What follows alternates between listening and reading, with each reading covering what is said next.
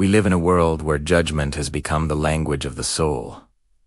We judge others, but even more harshly, we judge ourselves. We sometimes call it conscience, but so often, it's a prison we build brick by brick, a cage of our own making. And yet, 2,000 years ago, Jesus whispered something revolutionary, a truth so simple yet so profound it could shatter those walls. He said, "Do not judge, and you will not be judged." We've often heard this as a command about how to treat others, and it is, but what if its deepest meaning was a secret key for our own hearts? What if it wasn't just about refusing to condemn our neighbors, but about learning to see ourselves with a new kind of vision? Because the way you look at yourself is the very way you create your world. The lens through which you view your own soul colors, every sunrise, every interaction, every breath you take. This isn't just about being kinder to yourself. It's about unlocking a forgotten path to freedom. Every thought you have about yourself is a seed planted in the garden of your mind. When you fixate on your flaws, your mistakes, your perceived inadequacies, and you condemn them, you are watering the weeds of shame. You give power to the wound, allowing it to define the landscape of your inner world. But imagine what happens when you see that same weakness, that same mistake, with compassion. When you look upon your own brokenness, not with a whip, but with a gentle hand. In that moment of compassionate awareness, you open the door to healing. You allow light to enter the cracks. This is the essence of what Jesus meant when he said, "The eye is the lamp of the body." If your eyes are healthy, your whole body will be full of light. He was speaking about perception. The way you see determines what you become. If your inner eye is clouded with self-condemnation, your entire being will feel heavy, shrouded in darkness. But if you learn to see with an eye of grace, your entire spirit begins to fill with light. The inner landscape transforms from a battlefield into a sanctuary. It's a radical shift from self-criticism to self-awareness, and it changes everything. Think of that powerful story, the one where they brought a woman accused of a grave sin before Jesus. The crowd came armed with stones, their hands filled with judgment, their hearts ready to condemn. They were eager to enforce the law, to cast out the sinner.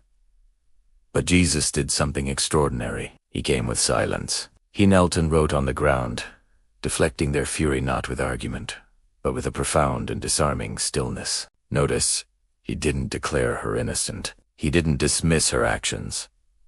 He simply refused to let judgment be the final word that defined her story. That silence, that simple act of writing in the dust, was a demonstration of love without condition. It was a space where grace could breathe. Because judgment divides. It separates us from each other and from our own true selves. But awareness, true, honest awareness without the poison of condemnation, unites.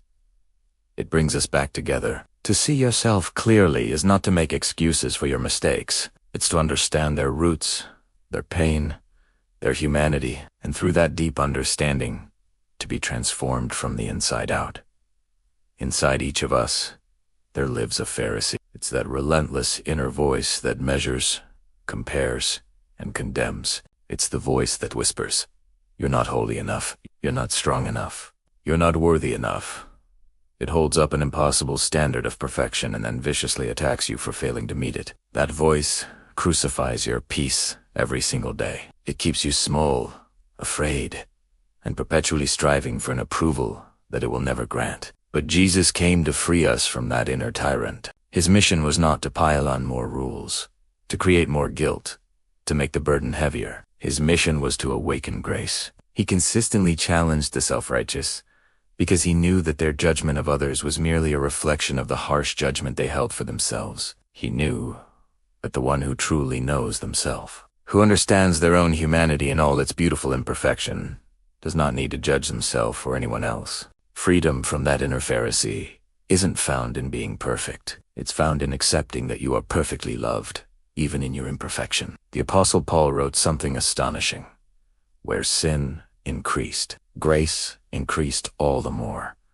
This is one of the most counterintuitive and liberating truths in existence. Our logic says that where we fail, punishment should follow. Where we make a mess, we should feel shame. But the logic of grace is divine. It doesn't ignore the sin or pretend the mistake didn't happen. Grace doesn't erase what you did. Instead, It gently reminds you that you are infinitely more than what you did. Your actions are a part of your story, but they are not the whole story. When you stop judging yourself, you stop building a wall between you and the divine. You stop separating yourself from the source of love, because every time you look in the mirror and say, "I'm not good enough, I'm unworthy, I'm a failure," you are, in a way, denying the very sacred image in which you were created. You are calling the artist's masterpiece a mistake. Gracie invites you to lay down your verdict and accept a different one.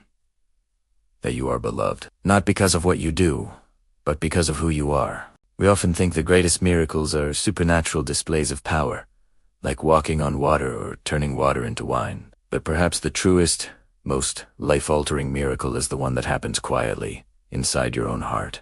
It's the miracle of learning to see your own reflection, without flinching, without fear, without the familiar sting of self. It's the ability to look your own soul in the eyes and say, with genuine sincerity, "I see you. I see your flaws, your fears, and your light, and I forgive you. I love you."